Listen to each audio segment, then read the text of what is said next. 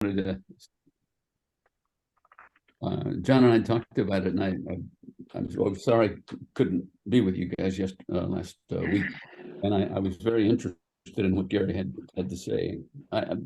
Fred wrote a nice little piece about it. I wish Fred would be on because I didn't. I got to admit, I was confused by Gary in a number of places. And then Fred made me even more aware that I didn't really understand a whole lot of what Gary was saying about how you discover yourself. And I didn't know. And so I was hoping that Fred would be on because I had some questions about his comment, but that I'll get a hold of him maybe this week and talk to him about it. I mean, did you guys get a sense about his faith? Because I was confused because he kept talking about your being, and just discovering yourself and things like that. And I didn't know if that was a language to which I was not familiar. So anyways, it was confusing to me. Yeah. Well, when Gary was I guess it's 3-4 years ago, Tom, when we got together at Ted's place, Gary was there, and it was really great to see him. He seemed so peaceful and generous and traveled and just very happy. And then he spoke with us individually, and he also spoke with us collectively at a dinner table, remember, or a lunch table, whatever it was. And I had the same wonderment, Tim. He had always been in the seminary, so not introverted, but quiet. Not right. Oh, very devout. Yeah. And I understood that he was having some turmoil within himself about his vocation in light of his dad's not being a Catholic. And then he left and went to the Trappist monastery. And I thought, oh, he's found a place for himself, more suited to his personality.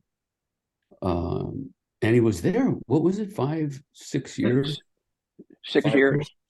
And then he left and went eventually to Catholic University, got his PhD in clinical psychology, became a very successful psychologist. Counselor, therapist, and I was very impressed, and I don't mean thought it was wonderful. I was just it was a very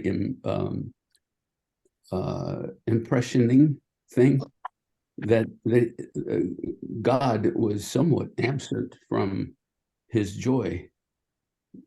He visits monasteries and churches when he goes to, especially where they have good Gregorian chant. I'm sorry? He said, especially where they have good Gregorian chant. Yes, he loves Gregorian chant, and I somehow there seemed to me to be some kind of an understanding of something bigger than the God that we encountered in the seminary and that we encountered with each other. And I'm perplexed. And that's why I wanted to be there last week. And I'm sorry I couldn't be. I wanted to understand it a little more. I kind of got the impression that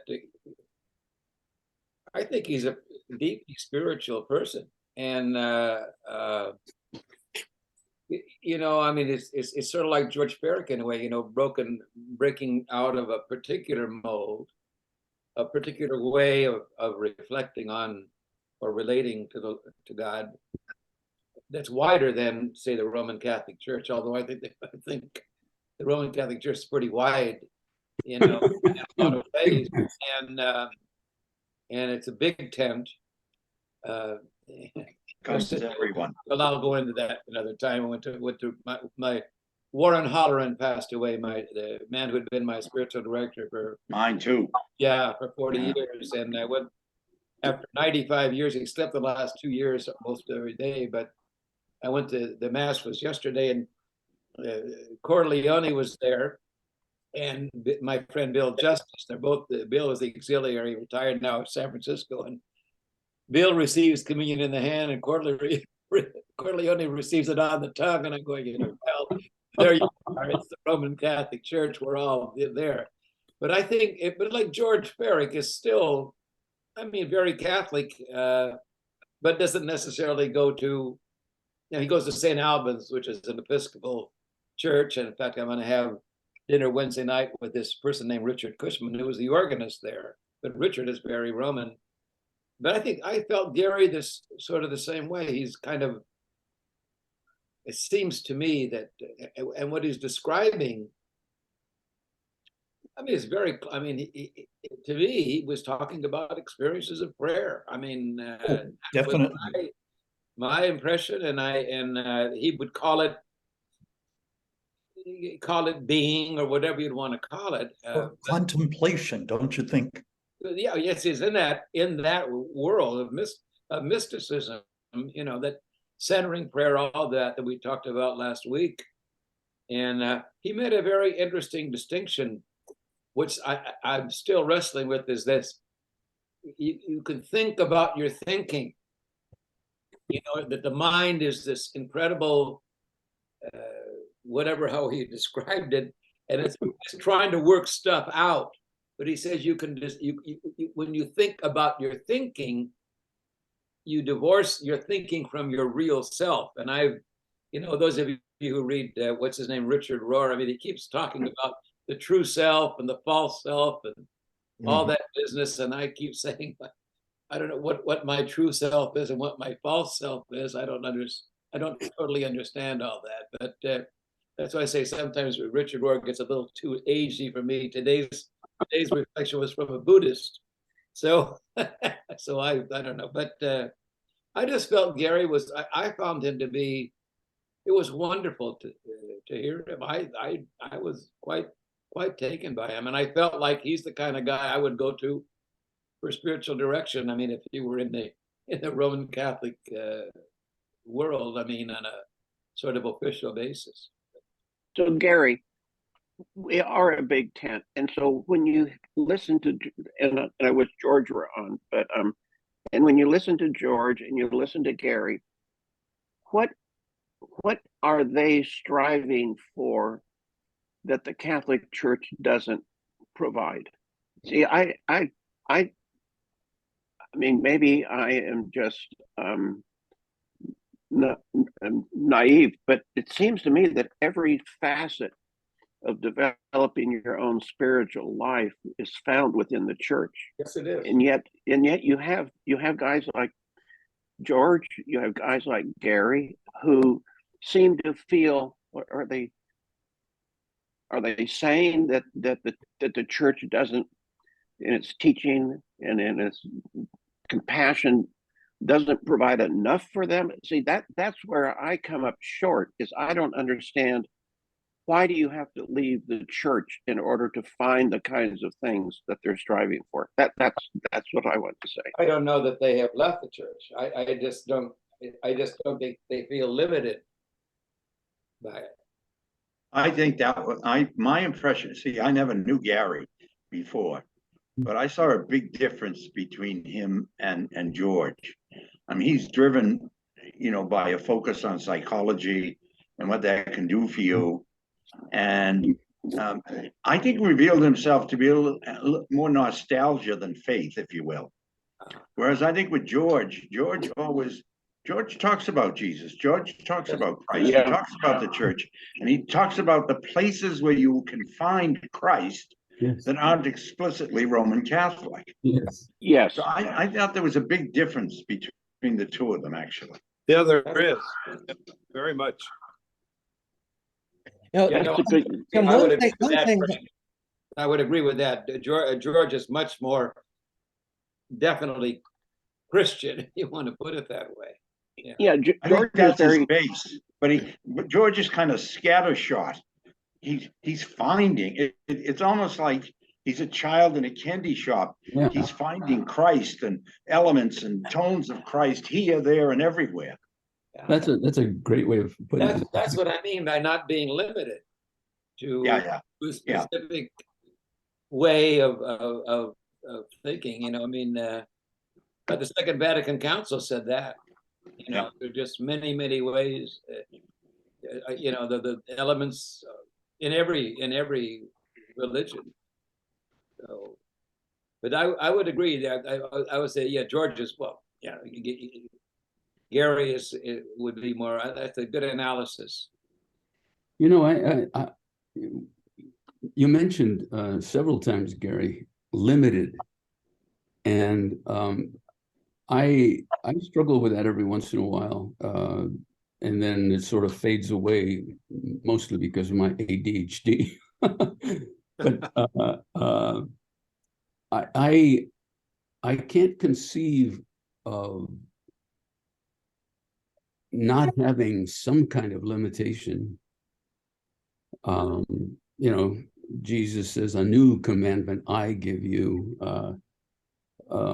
You know, I say to you, et cetera, et cetera, et cetera. So he's giving us contours and guidelines, and he says, if you don't,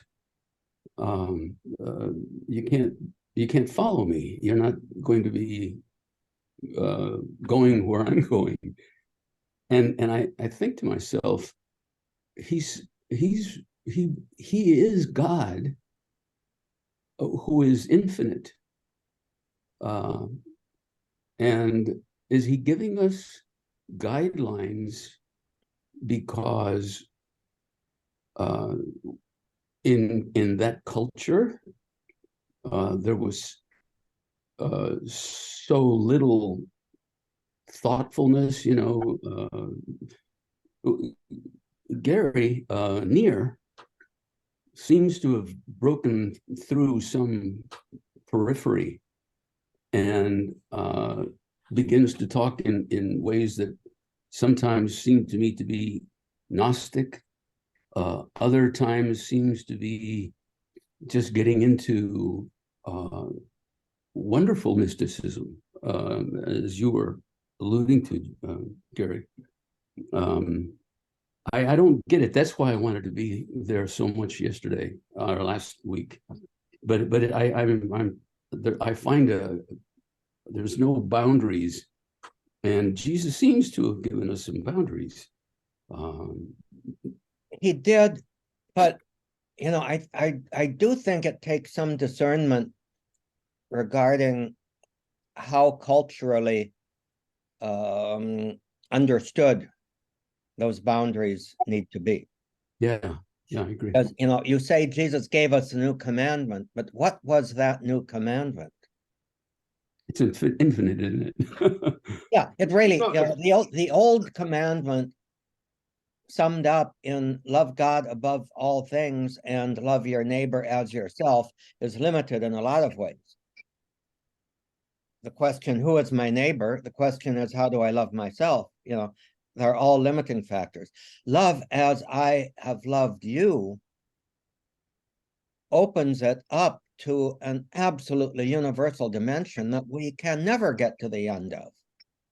And I think that the best of Catholic tradition points in a direction that once you follow in that direction, you can never get to the end of it. Because the end of it is infinite. The end of it is union with God, the infinite God. And, you know, at that time, God's infinity was understood according to the limitations of our experience and perception.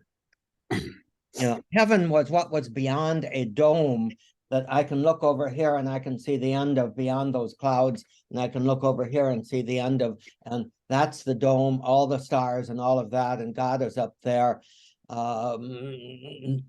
Maybe 100 miles, maybe 1,000 miles. In the last century, we began to think maybe 1,000,000 miles, maybe 1,000,000,000 miles, well, maybe 1,000,000,000 light years. You know, and now they're saying the Webb telescope is telling us the universe is twice as large, and whatever. You know, I haven't looked that closely at the figures, but it's sort of like the Webb telescope has even exponentially broadened our concept of the universe. And thereby it has broadened our concept of God, if you still accept God within that framework, which, you know, I think we all do. But, you know, that old saying that we have talked about before, your God is too small, often applies to how God has been taught in our traditional Catholic faith, which is right, but it doesn't contain everything. It's limited. And it points to a lot that's beyond. Yes. It's kind of a perspective that, is it centripetal or centrifugal? Because it seems to me like, Johnny, what you and Tom sent us earlier sees God as a base from which he can touch whatever there is and whatever there has been. Mm-hmm. Whereas some other people see God as a kind of a box within which you operate, rather than a launching pad out of which you see all of reality, even reality that, you know, like you and Tom alluded to, and you know, in we're the only Christendom or whatever, the only civilization. I think it's very interesting to think of that, and helpful to think about, you know, the infinite nature of God, to kind of speculate a bit on, you know, whether or not there was, in fact, civilizations like ours that could, in fact, were as developed that we could, in fact, be the cause of our own destruction, and what was God's role in that, et cetera, et cetera. So I think the Catholic Church gives us, unfortunately, because someone said something about Greek, unfortunately, Roman thinking to some extent has taught us to think in terms of a box. Yeah. Whereas, in fact, I think what the scriptures do, they don't limit Jesus to the words of the book. It's the personal link lurking in between the lines that is the message. And that's a launching pad, it seems to me, for where God's presence could rise up. Yeah. You know, that really does sound like Gary Neer, and there are some people, I think, like me, although as Tom said many meetings ago, I think he still sees me as a seeker, a searcher, and Ross Douthat. Does that name sound familiar to you all? New York Times. Yeah. He writes for the New York Times, and he converted to Catholicism. Kind of a interesting description of how that happened through his mother. But he wrote that he wants to find a place where there are bright lines, and where he doesn't go to one priest or one guru and gets one interpretation of sinfulness, and goes to another and then gets another interpretation. One where he needs to go to confession and confess some instances where he failed and gave into his sinfulness, and be reconciled, as opposed to someone who says to him, well, you know, that's really not. For instance, you're in addiction, and therefore that lessens the responsibility that you have with respect to this particular thing. And so don't worry about it.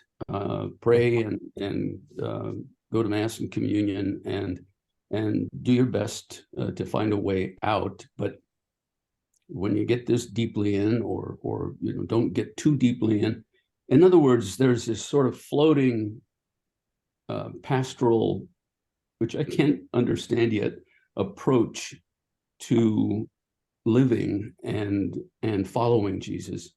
And Dothert says, I've got to have guidelines. Well, can I Please throw do. in a little something there about that?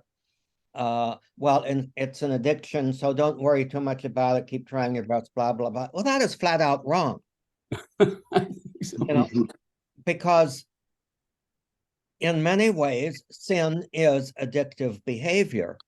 But what do the 12 steps, the Jesuit-inspired 12 steps, by the way, what do the 12 steps tell us as one of the components, one of the steps to overcoming addiction is a searching, what's the word that they use? Thorough, ruthless self-examination and admission of fault and confession of fault.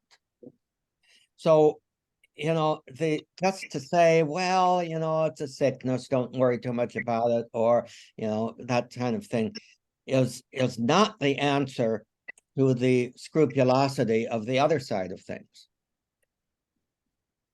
Yeah, Right? well, there's being scrupulous, and there's being just searching, I guess. Repentant.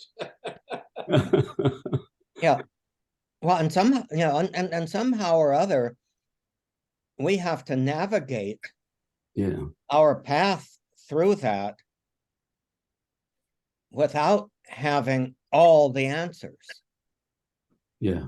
We have sections, we have visions, we have not visions in the sense of Lourdes and Fatima, but visions in the sense of how do we understand and articulate a goal that is essentially beyond us, and what kind of light, and I think sure light, did Jesus as the face of God become human, the full presence of God become human, continuing to live among us in the church, nourished by his presence in the Eucharist, etc., etc. That still isn't something that opens up our head and pours in the answers.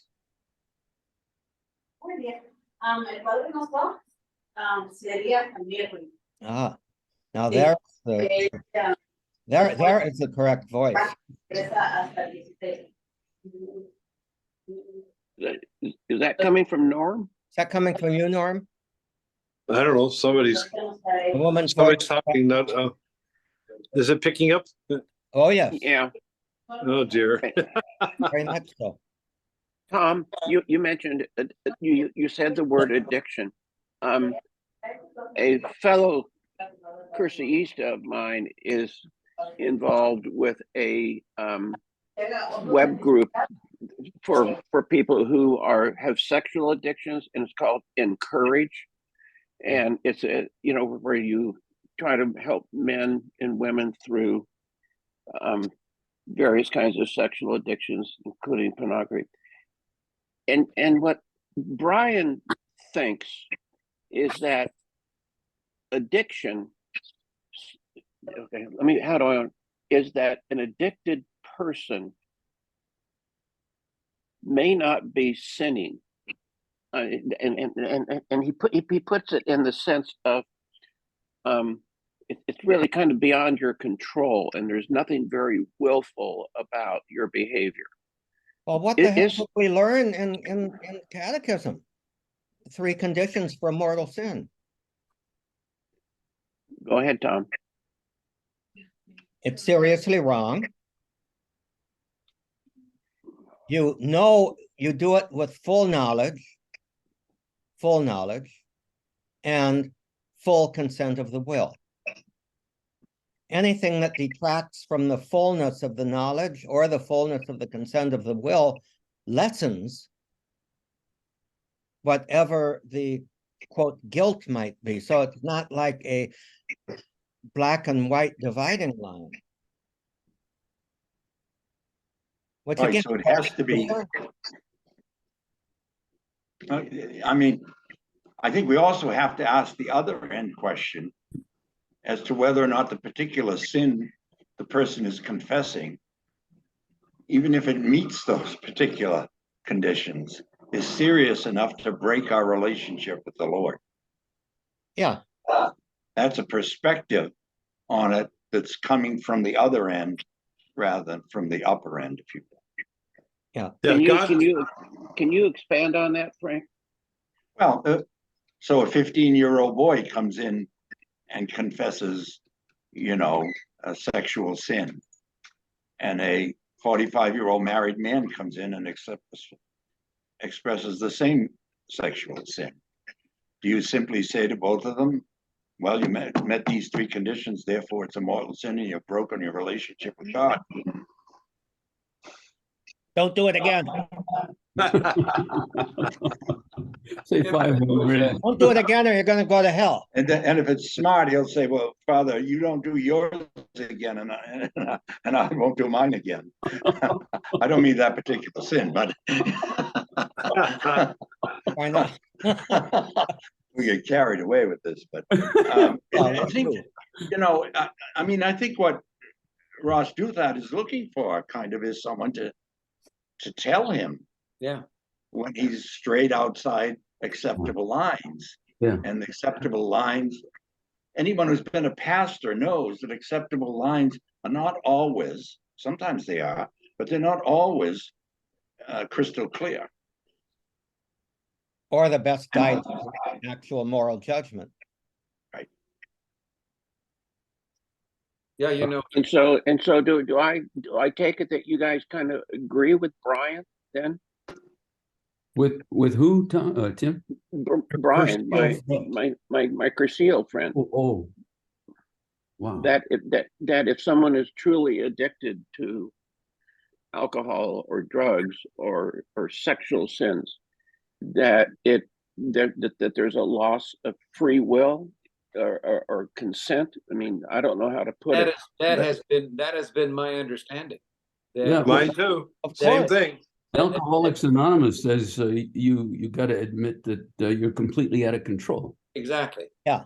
You're helpless, I think, is the word that's used. And Ned, I think the real path to we would call it growth or whatever else is admitting your helplessness or admitting your brokenness, rather than washing it away. I mean, it's probably in a way to to say, well, it's not all that bad and that sort of thing.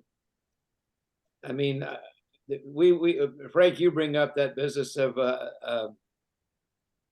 can you destroy your relationship with the Lord in one single act? Or is it something that's built up over a period of time? There was a book that I read, I think towards the end of my seminary years, by a Jesuit named Mondin, Louis Mondin, I think was his name. And he was talking about, it's like a fundamental option, a direction of your life. And he kind of, it seemed to me, and he was talking about mortal sin as changing the fundamental option of your life, where your whole direction is completely opposite. Whereas a person who's moving in a direction towards the Lord, and it's what may sin, in a serious way, but does that destroy the fundamental direction or option of his or her life? That makes Barney Gatman told I don't know whether he told you, Norman, or Tim. This is years and years and years ago, but he was a priest. He told the story to his youth group, and he said two 16-year-old high school guys or people, boyfriend and girlfriend, were in the back of the car and having sex, and just very passionate, and felt really good about it. On the way home, they were in a very bad accident, and his girlfriend was killed, and he survived. And he went into a deep, deep depression. And finally, he went to confession and talked with a priest, and the priest said, "Come see me after this. Can you?" And they made a time and a date.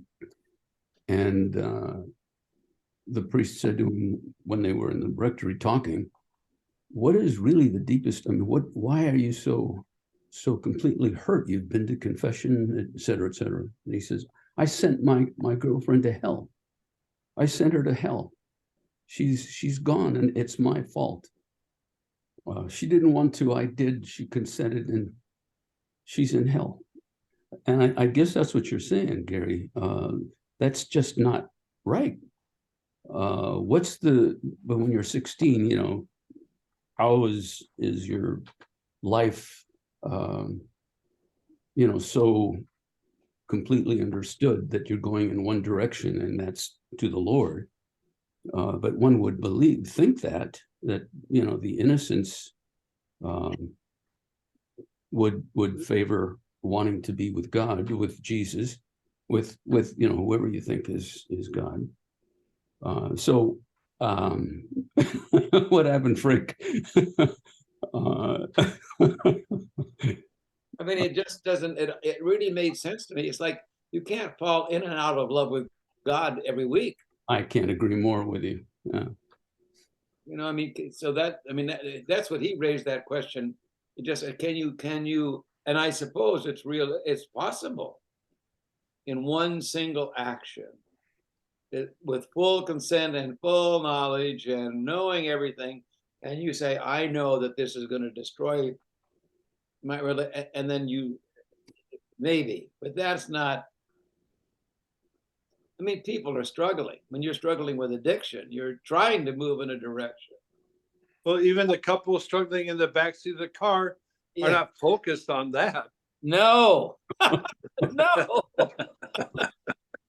Remember that book? There was a book that was running around the class called No Little Thing. And I remember it was passed from one seminarian to the next, and it was about a guy. It was a family. They lived I think in like Minnesota or someplace like that. And the son was in the seminary, and then they took in this foster girl who she was part of the family, and she set her sights on the guy, the seminarian, and there's a summer house in some place in Minnesota, a lake, and she seduces him, and at the moment of everything, I just remember this, where he grabs the bedstand behind him, and he says, "My God," he said, "this is a mortal sin," he said, "and it's no damn wonder." I remember that book, that was the part that everybody read.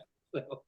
Well, the other thing I think, I mean, it's difficult, I think, well, first of all, the fundamental option kind of got the kibosh, or at least put distance between us, in John Paul II's Veritatis Splendor, when he called it proportionalism. And I don't think he actually condemned it. He just said it's some distance from genuine Catholic thought. But the other thing I think that's important is also for people to understand that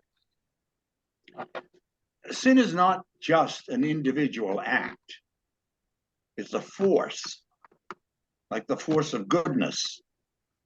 And so that your individual act may not be completely tied up in all, you can check all the boxes like Tom mentioned in the 3 things in the beginning.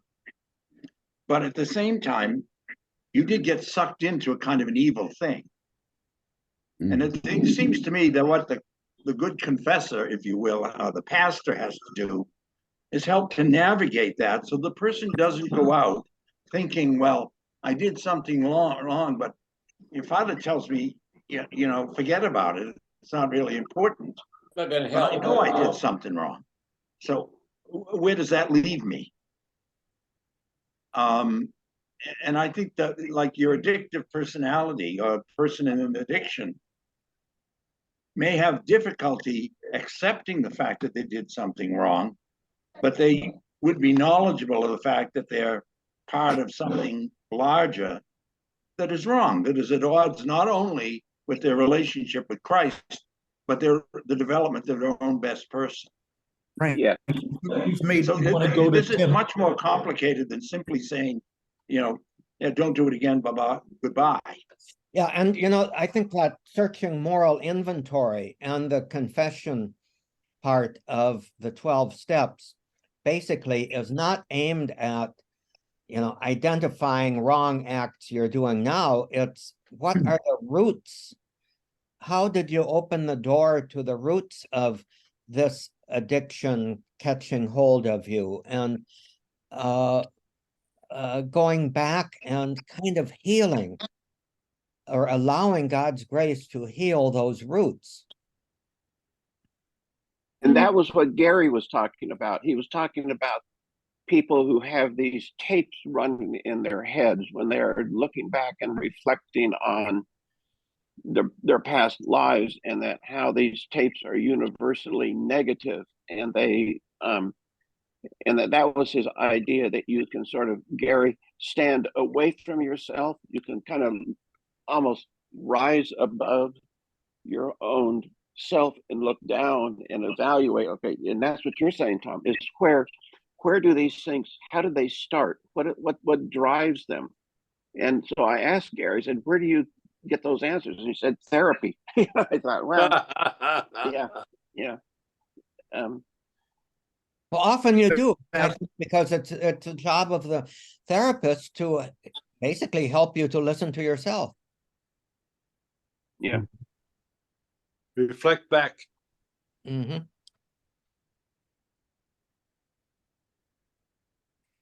So you can Ned, you can write to do that, Ned. I'm sorry? You can write to do that and give him the gist of this conversation. and so Gary, you sat right next to Gary Neer for years and years and years. He made mention in a vague way that he was really troubled, and that's why he left the seminary after sophomore year of college. Were you aware of the difficulties he was having? No, we were not close. He sat in the seat ahead of me, and then John Moretta was the seat behind me. Oh, dear God. So we were John, Tell us about that. but Gary seemed studious to me, but we didn't pal around. We were just, there because our names, I mean, we were probably in the dorms. We were probably in the same dorm. I don't remember. That was too long ago. Maybe so who were his friends? Johnny and Ned, who do you think his friends were? I don't think he had any. I think he had acquaintances that were yes. More than friends. He was a great athlete, and so he was, wonderful out there, and there was that kind of camaraderie. But I don't think that that there was. I never experienced. I tried several times to get to know him, and at the time I thought maybe it's just, I'm from the barrio, and he's from, where is it, in Pasadena? I think, yeah. And we just can't see one another. But I don't think he had many friends. I agree, Ned. Same experience that I had.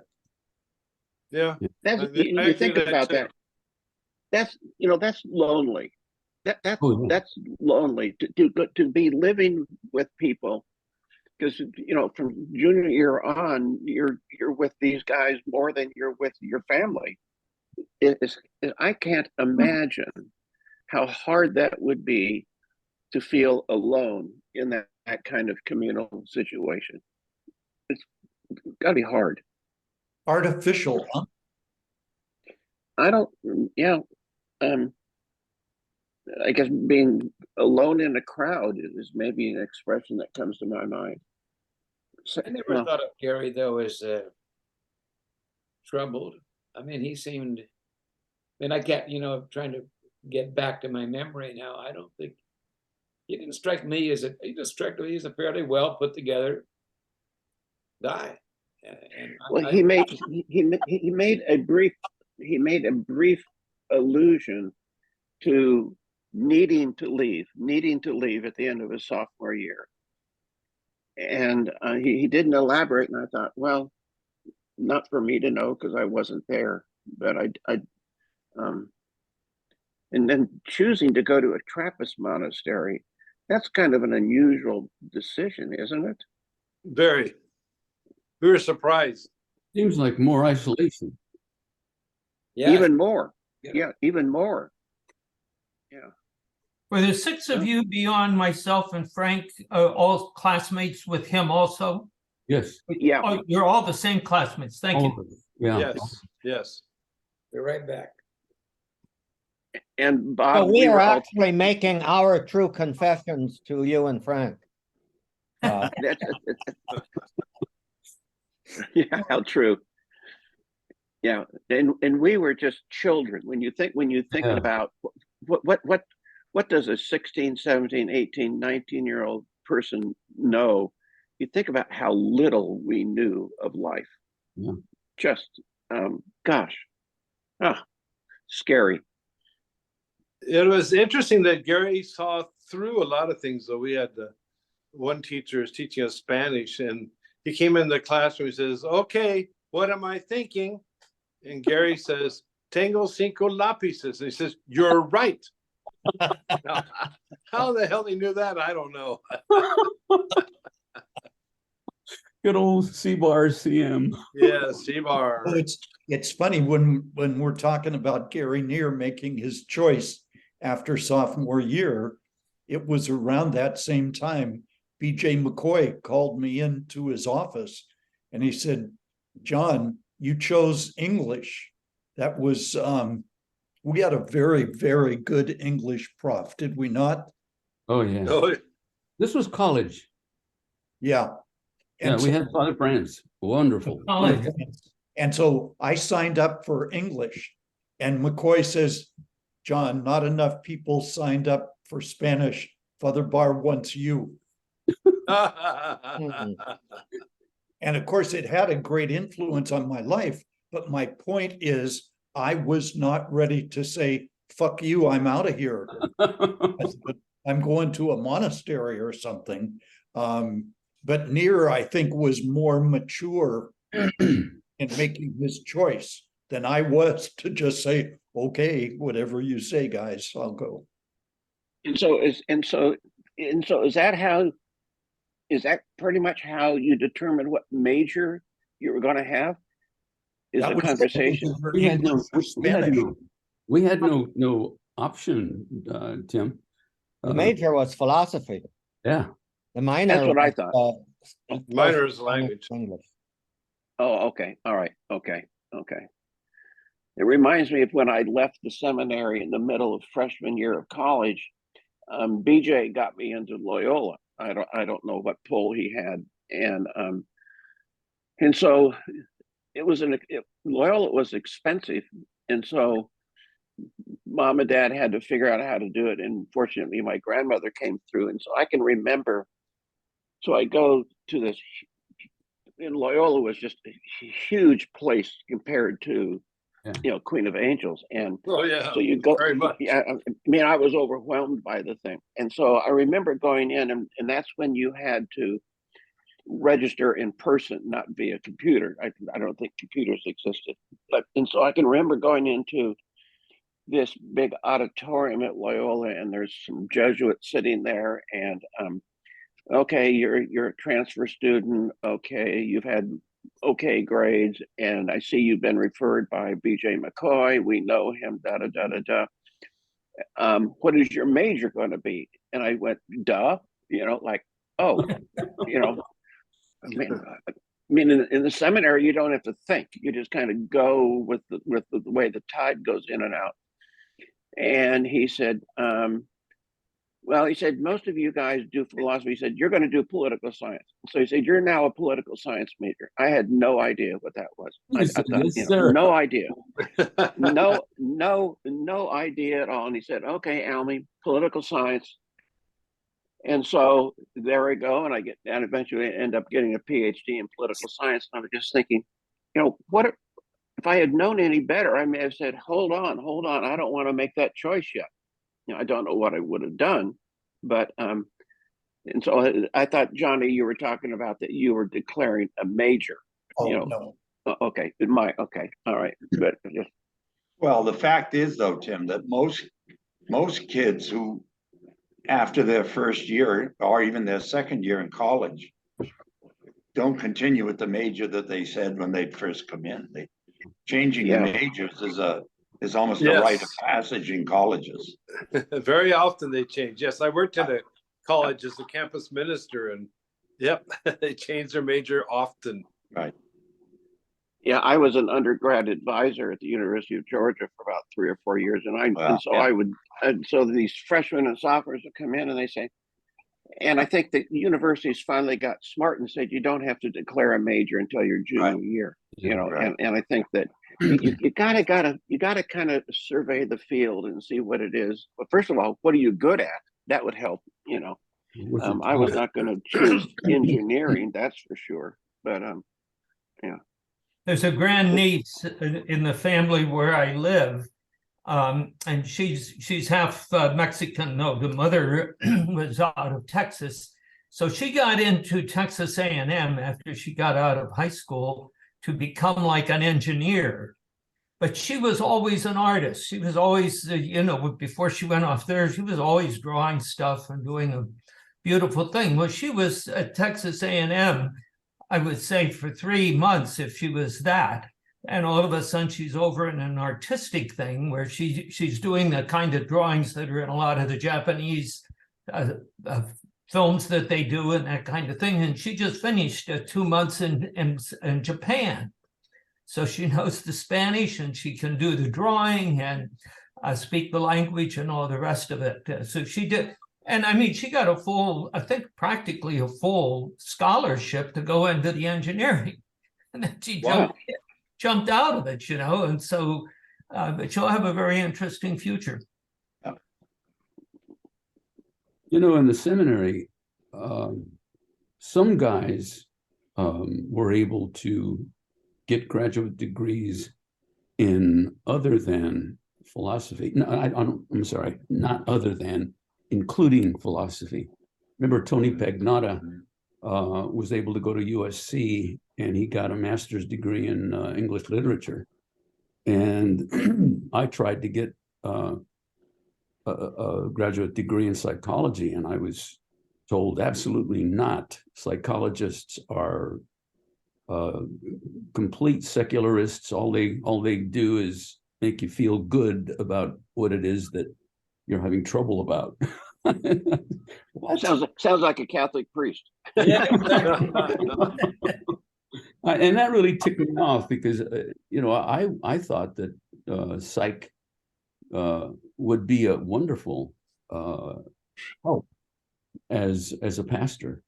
And I tried several which ways, you know, to get it done. And when I left, I went to Monterey, where a priest had was it John Henry Newman? What do they call him? Can't remember. Center, like a student gathering place? No, it was a congregation, so to speak, a small congregation. Oratory. Oratory, exactly.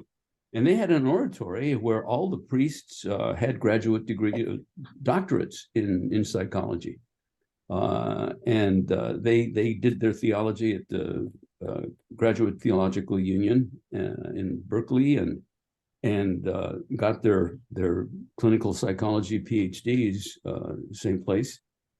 And I thought that was great. But by that time, I think I was a lost cause with respect to the priesthood. But it was really annoying that we were so limited, and that there was this structural understanding of secular life that was very limiting and inhibiting. And that was my point earlier. Yeah, limitation. But there's a difference between the limitation of the church, of Catholicism, and the narrow-mindedness. Right. Yeah, The limited, yeah.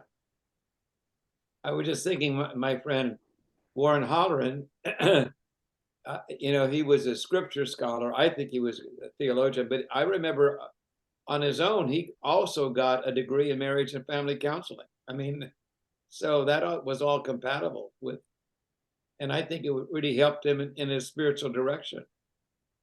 Well, after priesthood, I think God, priests in the archdiocese had a little bit more leeway.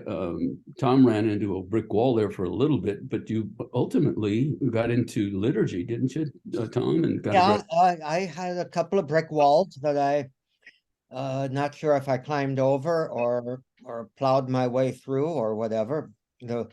The bricks had names: Benjamin Fox and Sanjay Ward, and a couple of others. But anyway, eventually, I'm looking at I've got the certificate of the licentiate in liturgical theology hanging on my wall, and at that time I could have gotten a doctorate.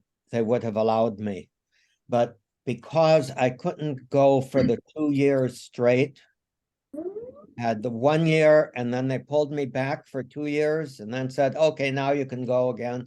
And it was so utterly stupid, but I couldn't quite get back into the swing of the program to feel comfortable staying for another year or two to get the doctorate. So, and I somehow kind of thank God, God's providence was in there also for a number of reasons that happened down the line. Speaking of of St. John's Seminary, I had the occasion last week. A friend of mine had a visit from a good buddy of his from Wisconsin, who actually is a Curseísta. And he had spent 10 years in a Benedictine monastery in New Mexico, near Santa Fe. Pecos. And Pecos. Yes, thank you. Exactly. And he said that many of their brothers are going to Camarillo, to St. John's, for study. Does that ring a bell with you? He said we've got 4 or 5 guys from the monastery. He left about 10 years ago from the monastery. Go ahead. And he's a lay deacon up in Fond du Lac, Wisconsin. And I was very surprised that Benedictines would be going up to Camarillo, to St. John's.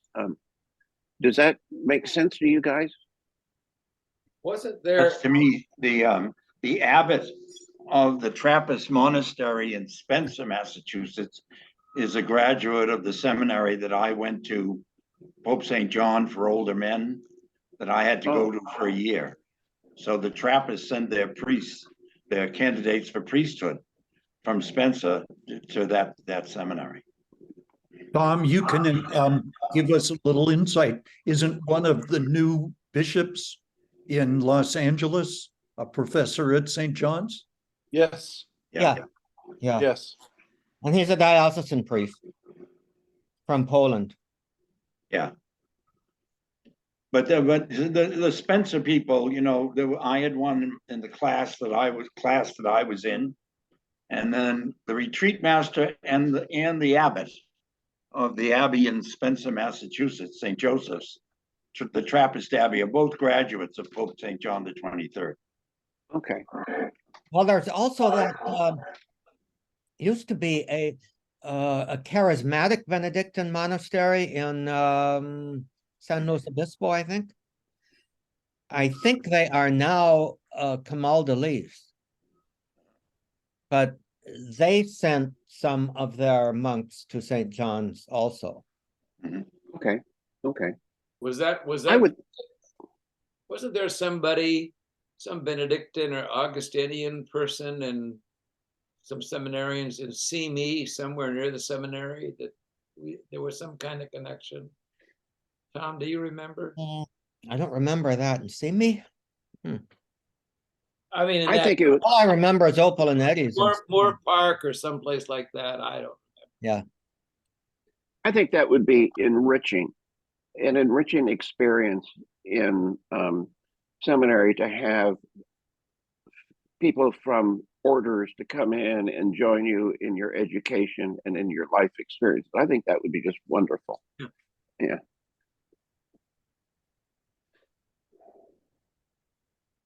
Yeah, it would be enriching to have people in a variety of ways of life and ministry. Like Even ours. women, Seminary. even women in there. Yeah. You know, there was such a difference between the guys that came from Fresno and I should say among the guys that came from Fresno and Arizona and the LA seminarians. We were told so many times, and I keep thinking to myself, shut up, you're always complaining. But we were filled with can't have particular friendships, you can't hang together too much, and the guys from Arizona and Fresno, they were tight, and they were happy, and they were in conversation with their bishop and with the Monsignori of their dioceses. They were just so happy, those guys. And I always felt you got to be careful, Yeah, that was sick. I don't know where it came from, but it was sick. Yeah. Amen. Father Siempre Barcia. tres, rarum dos, y nunca unum. I don't know if you remember that. Father Barr at one point told George and me when we went to complain about it to him, he said, "Oh, that's just bullshit." He's right. He said, we wanted to keep our friendship with Lou Garcia. Remember Louis Garcia? Yes. And he'd left the seminary, and we were carefully told to be careful about keeping our friendship with Lou, and went to Barr and said, "Hey, what's that all about? Can't we can't be friends with him?" He said, "Oh, that's bullshit. Don't worry about it." But He's right. We've been so much more, I don't know, nourishing, and as Tim, as you're talking about, if the tone and the atmosphere of the seminary had been so much more open and friendly, and I think maybe I would have gotten to know Gary a little more. Well, I think the Tridentine model of the seminary is protective. Yes. And so, for instance, I've been in 2 or 3 seminaries, and the seminaries I was in, before I got ordained, the model was kind of like, not exactly the superiors, but protecting and channeling these young men. And when I had to go to seminary, 6 years ago, and the average age of the student was 48, the model was much more fraternal between the students and the faculty rather than supervisory. So Yes. much life experience, for goodness. Yeah. And so it seems to me that the Tridentine model, I mean, it's called a seminary, you know, it's, you coddle the seed until it grows. And, And you protect that seed from outside influences. Right. Which I not taught. that it will grow from the weeds. You see, your friend who left, Ned, what did you say his name was? Louis Del Castillo. Yeah, he was a weed. He became a weed when he left. Of course, I suspect the Tridentine Holy moly. model was to protect these young virginal adolescent seminarians from hot and horny peasant girls in their hometown. You know, their little village in provincial France or something like that. Say nothing of the seminarians being. Or Pacoima or San Fernando. Yeah. Yeah. How many students are there in the seminary in Los Angeles today? Not very many. And so they're not very many is 30, 50? Somewhere 50, maybe. And these would be they're in their theology years, or they're in college there, and then they go to theology years? Yes. College and theology. So 50 guys. A Wow. little bit more. I think it's like 60 or something like that. Okay. Well, you know, the Archbishop always says, oh, you know, things are looking up, there's more and more. But they've been saying that since the early days of Mahoney. Yeah. Yep. So Now is it's- that a seminary that lets the seminarians get out into the larger world? So there's not a high school seminary anymore. No. Okay. So do they have out of high school into the seminary, or do they have more It's that actually are not, 25? it's not and a college seminary anymore either. Oh, it's not. What is it? Oh. What is it? What we have for college is what, 2 or 3 or 4 houses where, I don't know, there Theology. 10 college students live together under the direction of a diocesan priest, and they go to, you know, various colleges in the area. Wow, Correct, yeah. that sounds great. In Boston, I think we have about 95, but that doesn't include all for Boston. There are some religious order people there. There are some Franciscans, like religious order, and there are students from other dioceses in New England and New York. And so and then we don't have a college seminary anymore, but our students who want to go to the seminary and have not finished college somewhere else, finish it at Our Lady of Providence Seminary, which is a college seminary that takes classes at Providence College in Rhode Island. Oh, okay. And then they come to Boston for theology. Mhm. Or for That sounds philosophy so- and theology. Yeah. So you can have, you can be a priest. Can you guys hear me? Yeah. Yeah. You can be a priest with undergraduate degree in philosophy or social studies or psychology or history. Wow. I mean, my Well, but you have pastor, to you have to take free theology courses if you have not had any philosophy at all. 3 So you might have a pre-theology year, and then you go into philosophy and theology. my new pastor, Ned, my new pastor has a master's degree in engineering. Wow. You know, yeah. And we had a young associate who has since left the priesthood. His undergraduate degree was in actually he had an MBA, and then went into, I don't know what kind of seminary formation he had. And so you're in the Charlotte diocese, almost all of the seminarians are coming in with bachelor's degrees in various Lost you. subjects. That's true Yeah. of us too. Yeah. Yeah.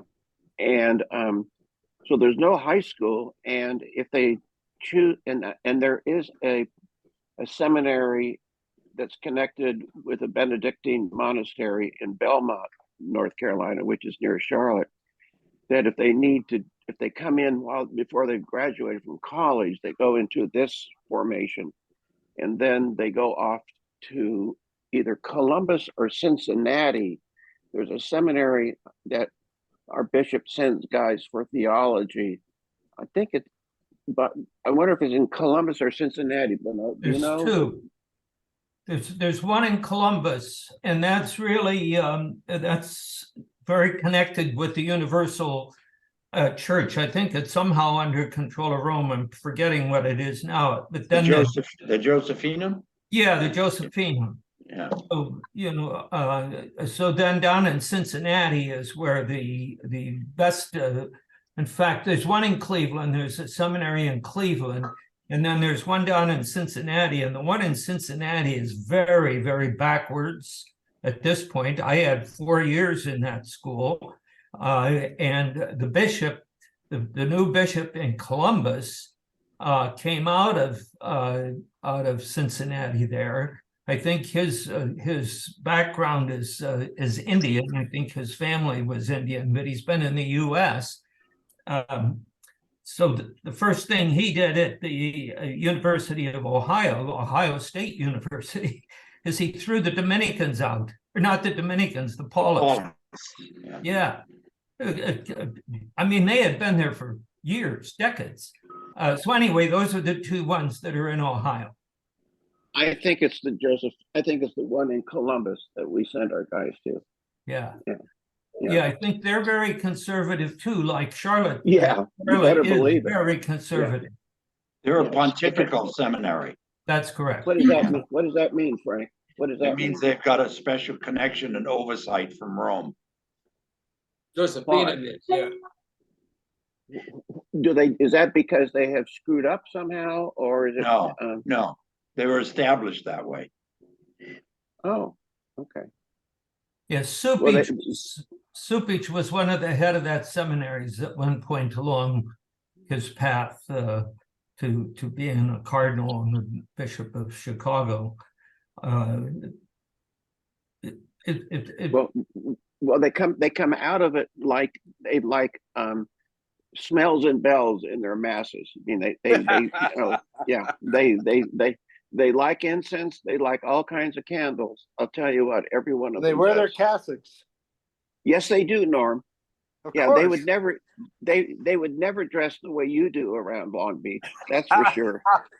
Yeah, I just did a weekend at Charlottesville in Virginia, and two very young guys. One was, you know, he was a Scout Eagle at one point, and then he graduated from Liberty University. Oh my God! On his, yeah, Liberty University. And the other guy that was there was a young guy, and he's been home educated. So I think the other guy, he's already got his college degree. I'm not sure this other guy has it at this point, but this was, and Steubenville University and some of these very kind of small Catholic universities that have been undertaken that are in Virginia there. It's very interesting. They're wonderful guys, but what they're taking into, you know, you kind of see a different kind of church from what we have here. Let's put it that way. Are they priests, Bob? No, the priest there was actually a Ugandan priest. And he's been there for, I think he's been there for maybe 15 years. He's been the pastor of that. So it's just a very interesting mix of what's going on. But these guys are seminarians, are they? That you met, you were talking about the young guys? Say that again? Are they seminarians or priests? Yes, they're seminarians. Yeah, the one guy is just going in, I think. The other guy has been in, but he's still in his earlier years. I'm not sure he's been through college. The other one, but the other one got his, he graduated from Liberty. So, you know, I don't know what he picked up there, but it's just interesting to have been there and to see what happens. He's training the kids to be altar servers, little kids, and they put on the outside, and then they put on a chasuble, so to speak, white, and then they have white gloves Oh, that they have to put on when they're doing these. They're little kids. It's just they're being well trained, but it's not the kind of celebrations that I've been used to. Well, it's like it's that whole group that wants to go back to the pre-Vatican II style of being a church. That's the way we were raised, and that's that. And I would say that they would be very limited in the way they look at things. Yeah, they have a Sunday mass at 2:00, a Latin mass, and what they told me, I was going to be the one that was going to celebrate, and I said, I need to have somebody there that tells me what I'm supposed to do when. If you want me to do that mass. I've done a couple of them, and happily they got this other guy who was from the Society of St. Peter, I think it's called. And Yes, very reserved SSPX. kind of guys. And I think there are 3 of those in the diocese now, of the Latin masses, but that seems to be the most popular mass in their particular parish. And their parish is right in downtown Charlottesville and very close to Virginia University there. The way and Steubenville is one of their heroes. They just think a lot of the people have sent their kids to Steubenville.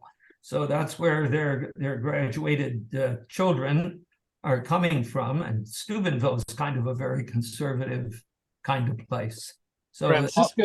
By Latin Mass, Bob, do you mean the Tridentine Mass or yes, the Novus Ordo in Latin? I think it's Liberty. Yeah, I think it's Trinity. Yes, I think the first one, not the second. The TLM. I don't know. I wasn't there for it. Pardon? The TLM, they call it, the Yeah. traditional Latin Mass. I just hate that terminology because it doesn't really get to the heart of the matter. You look beautiful. Why would you want to do that? Well, I mean, the heart of the distinction. I know. Yeah, what you're saying. Yeah. I have this fantasy sometimes that someone asked me to do a Latin Mass, and I did it, and then I preached the homily in Latin. Oh, you're awful. Oh, you're awful. Well, God bless you, Frank. That would be a fantasy. Yeah. well, I was even worse in my first parish. Just as English was beginning to come in, the pastor, Frank Osborne, wanted a Latin Mass once a week on Sundays. And when I said it, I did the Eucharistic prayer, silently, of course, in English. Oh, Yeah. Frank, I have a question. I don't know who the congregation was that you were preaching to, but did they understand your Latin homily? Oh, it's a fantasy. Oh, So they're all dying to have Latin. So give it to them. That's my. Sorry, Bob. I wonder how a Google translation of English homily into Latin would look. I mean, maybe AI would be able to do it better, but Yeah, well, Google's into AI now. yeah. Norm looks like he's driving somewhere. drove us right off the edge. Yeah. Yeah. But I hope he, I don't know, he's still, he muted himself. Oh, yeah, I saw him. Johnny, why don't you elaborate? I'm fascinated by that exchange between you and Tom about that article that you raised about eons. Yeah. yeah. Can you elaborate on that a little bit? Well, I share my amazement at what I've got from my faith in God and Jesus as the messenger to our place in the universe. And so the thought came to me, that's why I wrote this up, that if I believe, and I do, that the universe is so incredibly, 20 plus billion light years, that's big and old, then I'm not going to limit my image of the divine to just a relationship with Earth. And it's fun for me to think about God reaching out to his creation in different ways, almost like a pastor reaching out to his parish. That's why I'm fascinated, Tim, by your engaging with Cursiistas and us. There's a similarity, isn't there? Oh, absolutely. Oh, absolutely. Yeah. So, but I'm reading what you're saying here. You said the spiritual exercise I joined here yesterday at Park Plaza has left me poorly served. What spiritual exercise, Johnny, were you talking about? every Wednesday, there is a Catholic service here. Oh, okay. One Wednesday a month, it is a priest from Holy Family, which is just 2 doors down from us here. A priest says Mass, and next Wednesday we'll have a Mass. This is the first time I've attended the Catholic. Back seat of the truck, maybe. I'm sorry. I'm sorry. I've lost Amos's leash. Sandra's looking for his leash, so I'm sorry. Okay. But what they delivered to us was a decade of the Rosary, the readings of the day's Mass, and a very limited application of the messages from the Mass. So we've been talking about conservative Catholicism, I guess. It was a very conservative kind of presentation. It wasn't in Latin, but it could have been, from my perception. And I'm not going to stir the pot about it. I've got a whole box of materials that I used when I was director of adult faith formation at St. John Newman in Irvine, and I'm going to make it available to the parish, but little bits at a time. I just don't want to push too fast. I want to be a good listener, but that session on Wednesday did not serve me well, especially in comparison with how I'm reflecting on how much bigger my Creator, my God. Here comes another ambulance.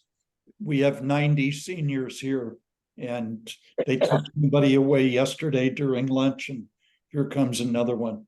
Yeah, that's the case in a place like that. When I was at Nazareth House, that was the case. Yeah, we get it here. It comes here. In fact, I was hauled away in one last week. So, So, Johnny, can I ask one question? course. Was there a Eucharist? Yes, Oh, there was. Oh, okay. yes. So how many people attended, John? How many people from Park Plaza are Catholics, do you think? Well, there were 6 of us attending. Okay. And there were 3 representatives of the parish. Each one did a different reading, and one did the Eucharistic distribution. And some people received in the hand and some on the tongue. Just like the 2 bishops yesterday. Yes, yes. It'll be interesting to see how many actually attend the Mass next week. I'm looking forward to Compared to reporting the on communion that. service. Yes, yes. I would like to do some kind of ministering. And so yesterday I went for the first time to a 1-hour gathering that's just called Conversation. And there were 8 or 9 of us. And different topics of conversation, but we got a sense of what people read, how their families are, and so forth. And that interchange was very healthy. I'm going to be sure to participate in that, long as the brain still has something to offer. John, they won't know.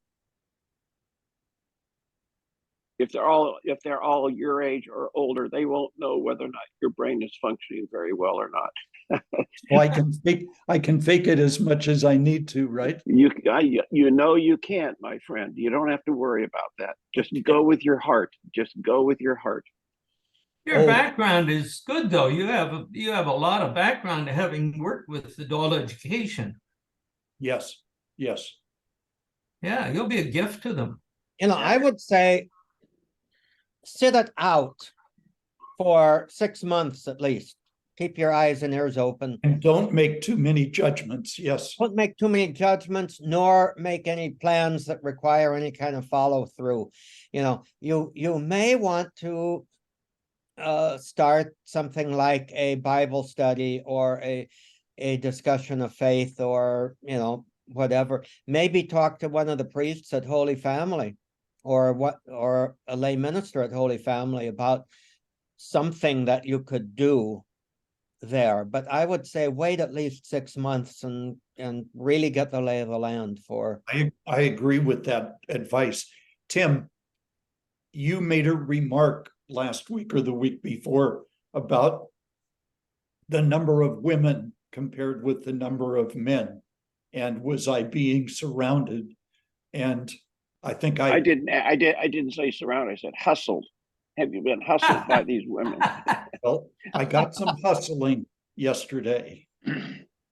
I think I told you about the friend I'm making who tends to sit alone, the Korean veteran. Mm-hmm.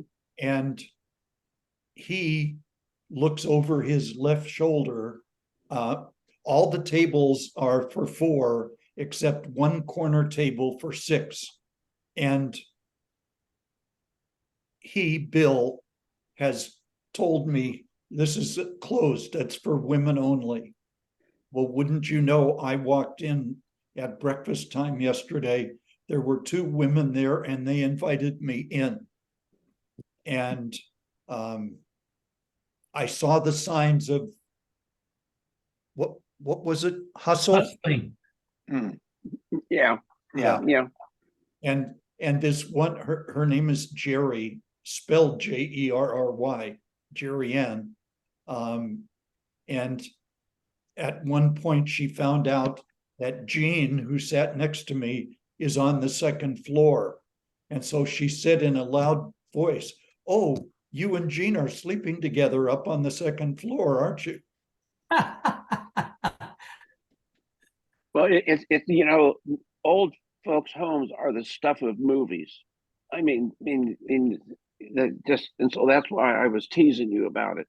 Yeah. Because I had a cousin who went to one of these in San Diego. He went to one of these senior centers the way yours is, and he was single. His wife, he was a widower, and he felt like he was fresh meat. Is how my Jerry Donovan was. I feel like fresh meat, and so I want you to be careful, John.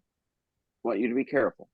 I will be careful, but I do have a sense that the license plate that says Johnny, and the fact that I told you people are getting to know me through the unique name, I think I may be a recruiter to this conversation session on Thursdays and to the Catholic liturgy on Wednesday. I'm not going to be shy about my participation. But I think your advice is good, Tom, that I don't rush into anything. Female or male or religion-wise, I'll take my time. Right. Don't let it destroy your fundamental option. Say it again, please, Gary. Don't let it destroy your fundamental option. Options, yes. You Yeah. can't really destroy a fundamental option. You can just change it. Yeah. Something else becomes something or someone else becomes fundamental. Frank, you said that Pope John Paul II kind of put the the kibosh kibosh on. on the. Yeah, Huh? yeah. What did he say? Someone renamed that, the Fuchs hearing insight, and I don't know where this happened, called it proportionalism. And so that's in Veritatis Splendor, which is John Paul II's encyclical on moral theology, essentially. And I don't think he condemns it, but he certainly puts distance between it. So it's the debate about people who say that, you start from the fact that it's an absolute. And if you violate the absolute, then it's sinful. Whereas this starts from the fact that, your posture toward the world is a fundamental option for God. And that kind of makes a difference in terms of what is sinful in your life and what is not. What is proportional? Well, it's basically what Gary's talking about, the fundament. In other words, before you make a moral judgment about anyone, you have the person face what is the fundamental direction of their life. Is it to embrace and live the love of God? Or is it, if he's there, okay, or I reject him. And that fundamental stance towards life affects very much your religious life, your sinfulness, etc., etc. Welcome back. Whereas the opposite of it is that, that doesn't matter. If you watch pornography, it's absolutely sinful, period. But if you watch it because for whatever reason, you're desperately lonely or you're depressed or whatever, that doesn't count. Boom. Boy, I was out. Is that your understanding, Gary? Pornography. Well, Bob, you am I characterizing right? You're familiar with it. You're Talking asking to Bob. No, leave it go. I can't pick that up. You're talking out of Fuchs, I presume. Yeah. Yeah. Yeah. Yeah, I haven't read him for a long time. Yeah. So is that so the book that I read was called Sin, Liberty, and Law by a guy named Louis Mondin. He was a Belgian Jesuit, I think. So he was describing that, and that was really originated with Fuchs.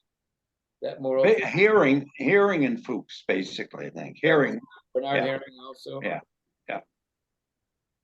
Gary, who's the author, did you say? His name was Louis Mondin, Monden. I don't know if that book is in print anymore. I don't think I think I might have. I don't have it anymore. I don't think. Oh, that's cool. That's enough. If it's out there, I'll find it.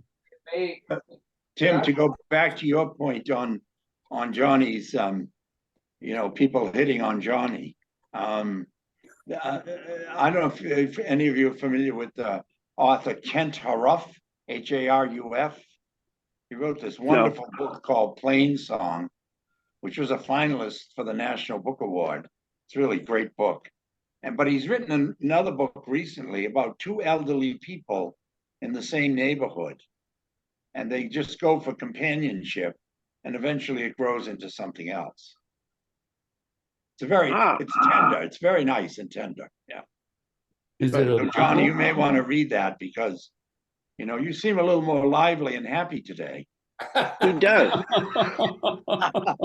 Guess why? Yeah. That's the product of your shift, isn't it, John? Say again? That's a product of your move to Park Pleasant.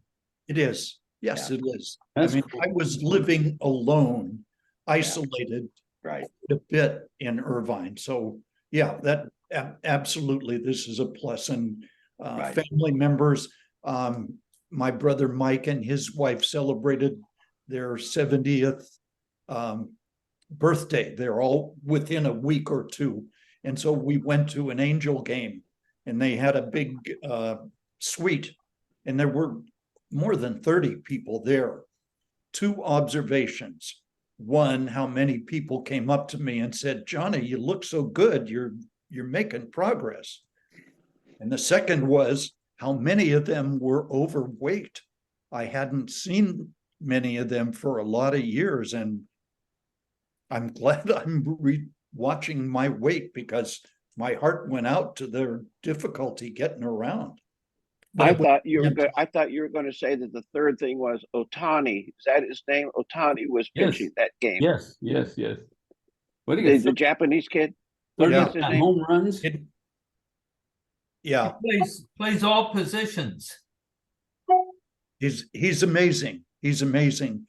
I have adopted a new Dodger, and fascinating name. He's a center fielder, but his name is Outman. And he went 4 for 4 yesterday. And I'm so excited about this new guy. 1 home run, and I think a home run, a double, and 2 singles. But somebody to watch on the Dodger side too. I'm a both and. I root for both of them. You probably know some folks hate the Dodgers and love the Angels, or vice versa. I can't do that. You know, I came up here, and because I was raised on Vin Scully and the Dodgers, and I was a faithful Dodger, and I hated the Giants. And now I root for the Giants because, you know, I can't follow the Dodgers, but the Giants have great announcers. They've got 4 guys who are simply spectacular announcers, and they're wonderful to listen to. And I look forward to watching the games, and so I root for the team. But they played the Angels last week. They lost 2 out of 3, but that Otani is something else. He is. He's Yeah. phenom. A hitter and a great pitcher. A pitcher, a fielder, and a hitter, all 3. Yeah. I had heard, and maybe this is old news, but somehow the number 235 million was associated with either his current contract or his new 5-year contract. 235. Can you just and so this is in context. So Vince Scully, you're talking about Vince Scully, and so I don't know how I got onto this, but I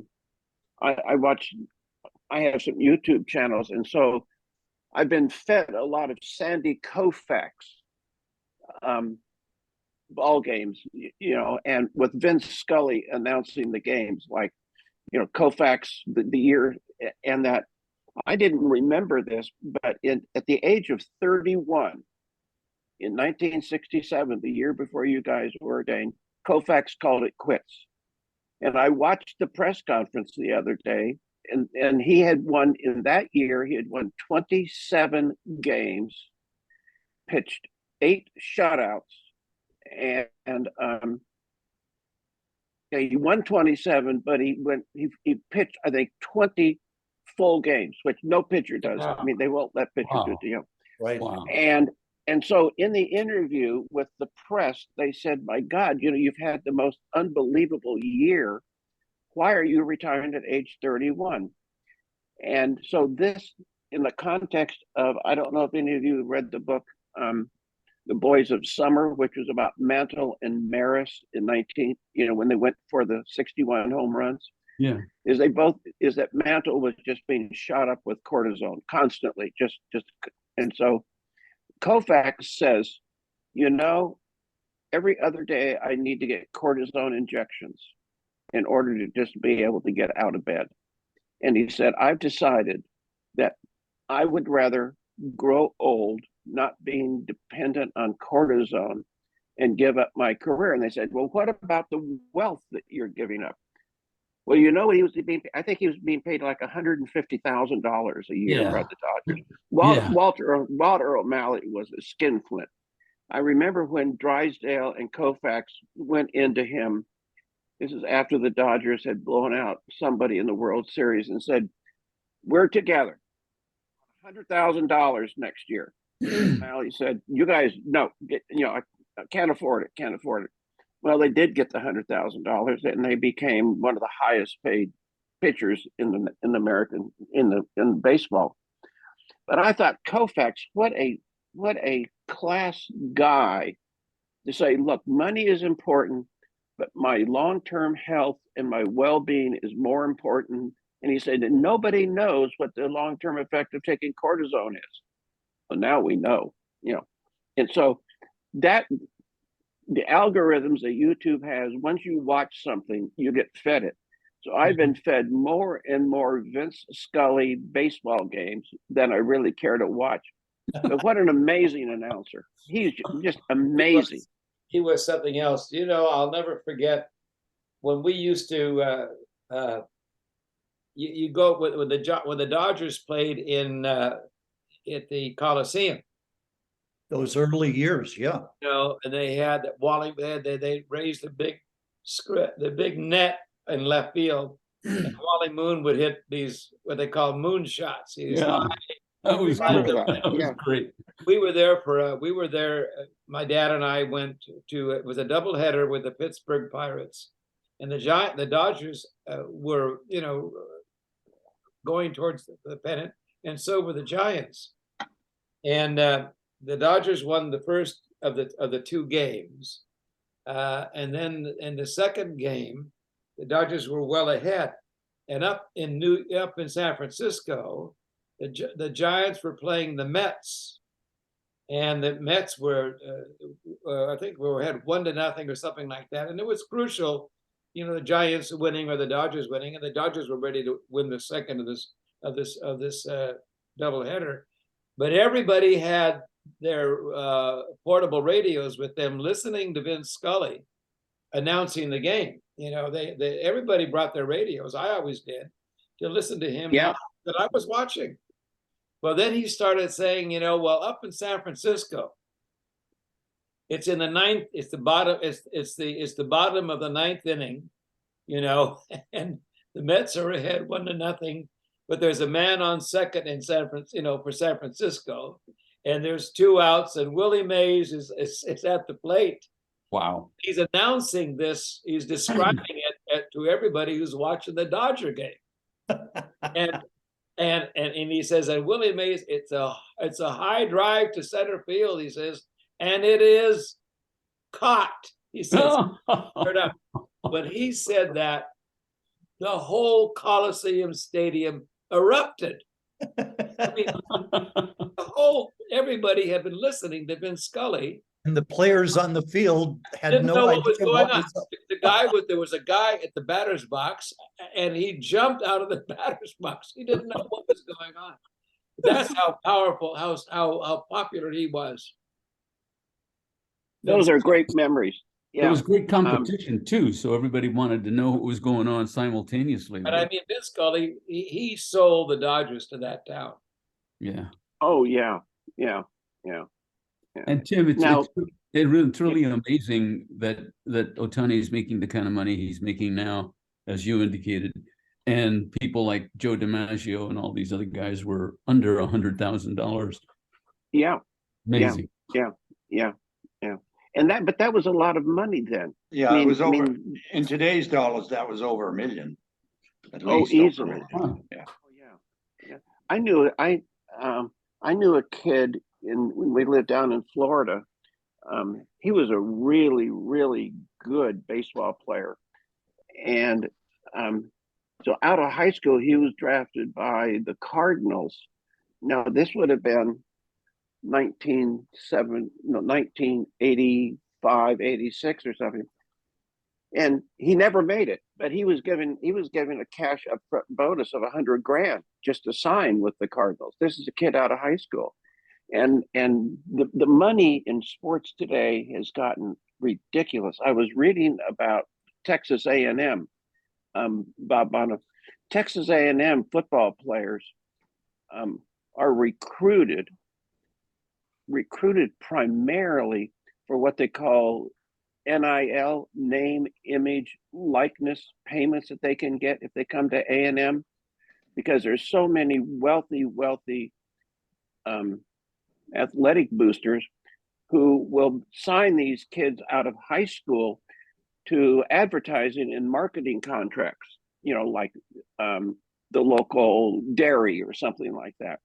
And that these high school kids, and there's a kid that George has signed who's coming from Mater Dei. He will be a freshman next year at Georgia, and he's playing at Mater Dei now. And he's pretty much guaranteed $1 million a year, you know, in these payments from, and so, As a you know, college student playing yeah, college football. One Yeah. of the legends around Ted Williams, and there's a lot of them in Boston, was that one year he didn't think he did so well. So the Red Sox had paid him $125,000 that year. So at the end of the year, he thought he hadn't lived up to expectations.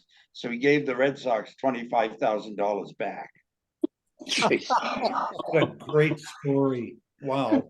you know, And he Johnny, moved, I used to go to Angel Stadium a lot because my late wife was a great friend of Mike and Ann Sosha. Oh, So when Mike was the coach, we used to get, you know, premier parking seats, the whole bit, you know. sweet.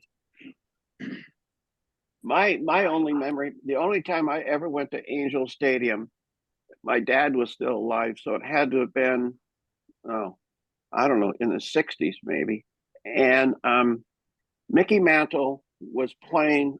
I don't know, did Mantle go somewhere after the Yankees in his older years?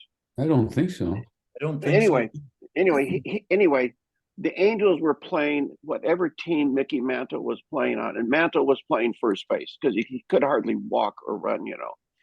And so Dad got these tickets, sort of not low down, but on the first base side, and Mantle, and it was just one of those neat father-son baseball-related kinds of things, like Gary, you related going to this game with your dad. And I think I'll always remember going to that game and seeing Mickey Mantle in person. It was the only time I've ever been to Angel Stadium. It was the only time in my life I'd ever seen Mickey Mantle. And it was just so cool, just such a cool thing. And I wonder if dads do that with their kids anymore. I wonder. Oh, Sure. My, Yeah, they do. Oh, all yeah. of my family bring their kids. Angel Stadium is a magnet. You know, it's great. Watching San Francisco up here, these announcers, they'll focus on people in the stands, you know, and Yeah. there's always kids with their dads. Oh yeah, always. It's got to be expensive, though. I would think it's got to be kind of pricey to take a family to a game. Yes, it is. And of course, they all have to have Angel shirts and hats and all kinds of paraphernalia.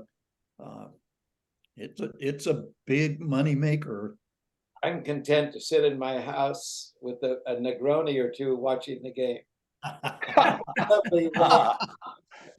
One, if it's boring, and two, if it's interesting. Yes. I gotta ask, this is just a technical question. Tom, I'm looking at Bob Bonneau, his shirt says Unbound and You Grit It. Mine is opposite. Mine is backwards.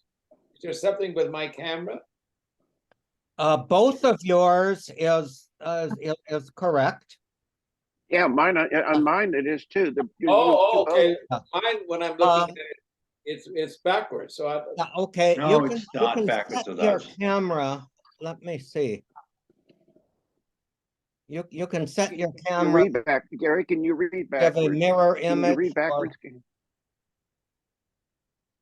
I We know don't you're, know. we know you're a Lucchese anyway.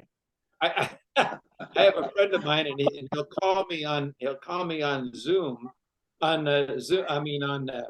FaceTime, and he can flip the image that I mean, if I look at him, sometimes he has something in its a shirt, and it'll read different. It'll be backwards, and then he can flip it so it reads regular. I don't know if it's my camera. Yeah, it probably is your camera, and you can set that. You can find a setting, possibly a video setting. You know, the little camera icon and the little caret that's next to it.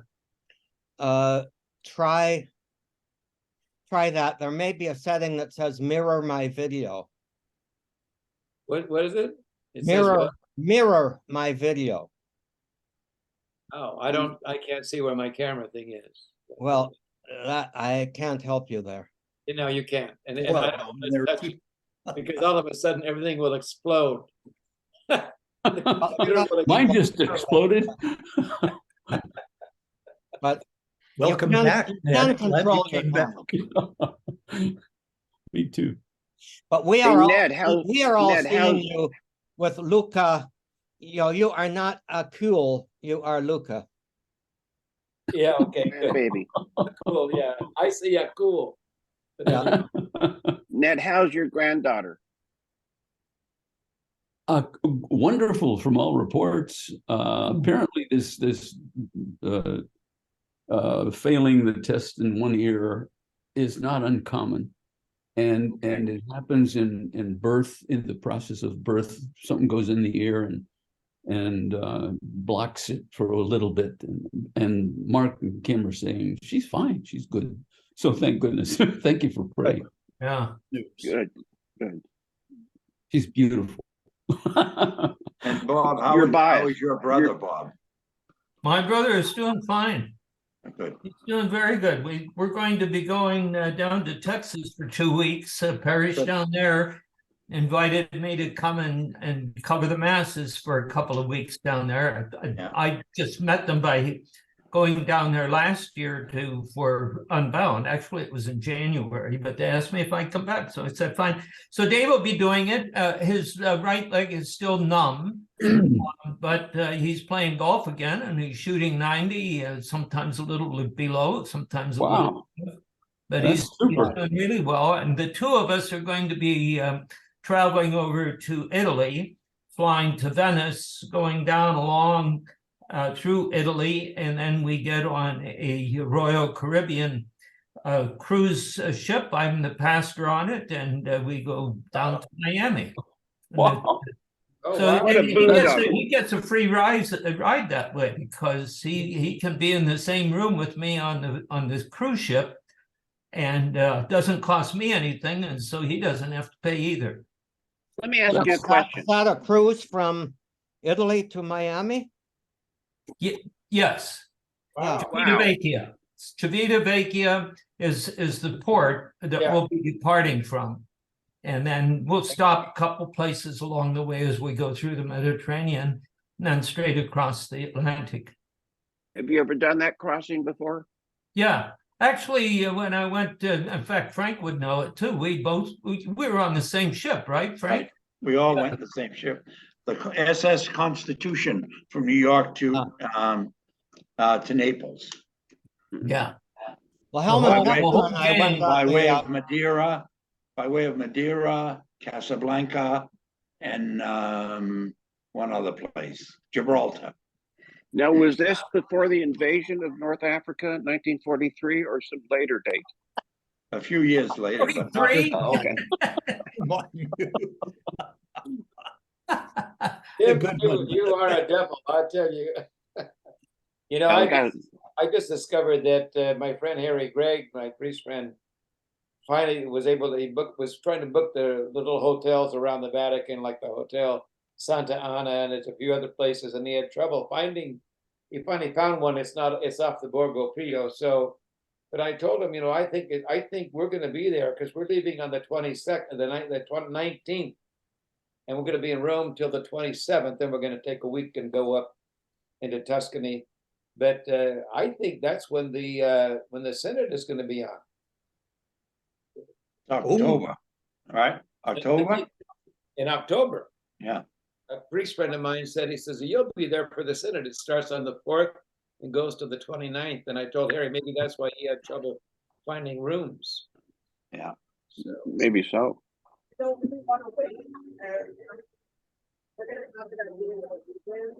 That because there's must a be lot lo- of lobbying groups that will be going for the Synod as well as invitees. oh, probably, yeah. I'm glad you suggested that because Dave and I, we have to get together soon and get some rooms there then. I hadn't thought of that at all. When are you Delayed, going? yeah. When are you going? Bob? Well, we cruise out on the 29th, so we'll be going over there somewhere around the 20th, 21st. We'll be going to Italy, October. Yeah, so we'll have to see how many, what we can do, how long we want to stay in Rome. Dave was over there when I got ordained. Dave was over there for that. So I'll see how much he wants to be in Rome. We'll be there the same time. Yeah, Well, maybe we should make our connections. maybe we'll have a little pasta together Hey, that'd be great. for a Negroni. Negroni, was gonna Negroni. add. Harry is the one who introduced me to them. Harry had spent 3 years at he worked for the CDF in the CDF for a year, and he was stayed at the Villa Stritch. Yeah. And he's the one who introduced me to Negronis, and we were like 2.5 months in Rome at the North American College for this. Then we spent 2.5 months in Viareggio. We had an apartment there, and then we kind of went around Europe then. But Harry said we will always keep a picture of Negronis in the freezer. He says, because he knew a bishop somewhere in the Midwest or the South who said he always kept a picture of martinis in his freezer, because then he knew no matter how bad the day got, when he got home, there'd be a martini waiting for him. So Negroni has replaced Martini then. I never drank martini. Our families drank Manhattans. Oh my God. Oh, gee. But now we drink Negronis. So Bob, I'll keep in touch with you. We might be able to let's meet in Rome when we're there. That'll be great. That'll be great. I gotta leave because I'm playing golf at 3:30. So wonderful to be with you guys. Have a good round. Yeah. Great. Take care. Okay. Yeah. Have a good round. Take care now. Now Bye-bye. that's, well, it's 3 minutes after 12, so shall we call it a? Yeah, Sure. I will be. I have a funeral next Friday at 11, a very brief one, but so I'll be here for about a half an hour, 40 minutes next Friday. So Lead us in prayer, Gary. God, thanks very much for this chance for us to be together. Help us to come to know you and help all those who are searching for you in different ways find you in their lives. We ask you to deepen our faith and bless each one of us and our families and keep us safe and happy until we meet again. Amen. Amen. Amen. Amen. Bye, amen. guys. Bye, everybody. Have a Bye. good Take care. weekend. Bye, Bye. take care. Bye.